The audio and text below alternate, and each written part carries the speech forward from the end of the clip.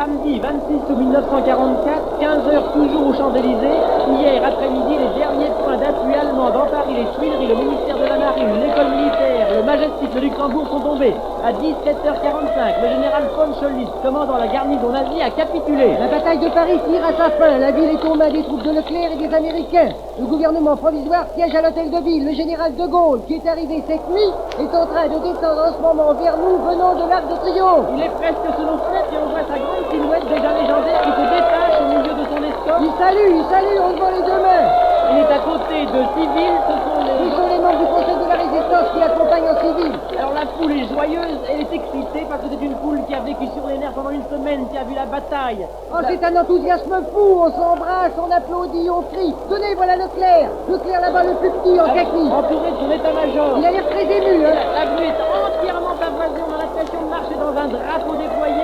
Elle est pavoisée aux couleurs des Alliés et jamais l'expression noire de monde n'a été aussi fausse. Les femmes ont des cocards tricolores dans tous les cheveux, des petits drapeaux tricolores à la main. Et elles sont en couleur claire, bleu, blanc, rouge, avec leurs blouses, leurs jupes, leurs robes. C'est gai, c'est extrêmement pimpant, c'est ensoleillé. Il y a des gens jusque sur les toits. Au milieu des pompiers, là-haut, qui assurent le service d'ordre. On voit briller leurs casques et ils sont au milieu de leurs kaki. Les agents ont repris leurs uniformes. Ils sont en tenue maintenant. Ils portent un brassard tricolore. Au-dessus de la foule des avions alliés qui rasent les tons, qui prennent très bien leurs pilotes. Oui, regardez, on les voit. On les voit assis. On les voit, ils nous font signe.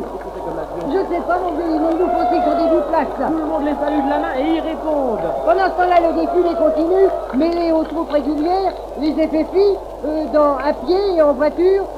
Avec leurs armes très sommaires, leur armement pris aux Allemands. Oui, ils sont en civil. Les FTP, là, les tranquillos partisans, toutes les classes de la société sont réunies. On voit des ouvriers, des employés, des et la police, les agents de police sont en train de défiler en tenue, ils sont extrêmement applaudis. Les brancardiers. Des brancardiers, oui. Des brancardiers à bicyclette, même précédés par un abbé. Et tirent leurs remorques. Ils sont très applaudis parce qu'ils ont été magnifiques, nous l'avons souvent signalé. Voici la voiture des cheminots, la voiture de la SNCF qui sont aussi très applaudis. Oui, qui est très applaudi. Et les Espagnols, là, les soldats de la République espagnole, avec une grande banderole qui tient toute la vue sur laquelle il y a écrit Vive la France. Maintenant, tout le monde a repris la place, la ville des Champs-Élysées est envahie, il y a une meute de cyclistes derrière, qui chacun crie sa joie. On est content, ça fait 4 ans. Attention, tir! Mesdames, mes chers auditeurs, la foule s'est couchée instantanément au milieu des Champs-Élysées. Les effectifs sont réfugiés derrière leurs voitures. Les passants, la foule s'est abritée derrière les voitures, derrière les arbres et dans les porches des maisons. Les coups de feu viennent des immeubles. Ce sont des feux, comme on dit, sont des francs-tireurs qui tirent des maisons. La guerre des toits va durer encore quelques heures. La bataille de Paris est terminée. Et Pascal Copeau tire pour nous la grande leçon qui s'en dégage. Voilà, Paris est libre.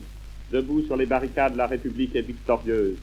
Des millions de combattants savent que la victoire n'était pas trop chère puisque Paris est libre. Merci, combattants de l'autre monde. Voici votre gai Paris, joyeux sous ses blessures. Merci, camarades de 1939. Voici votre jardin de France que nous avons entretenu depuis Dunkerque. Merci, petit frère de Bir Hakeim.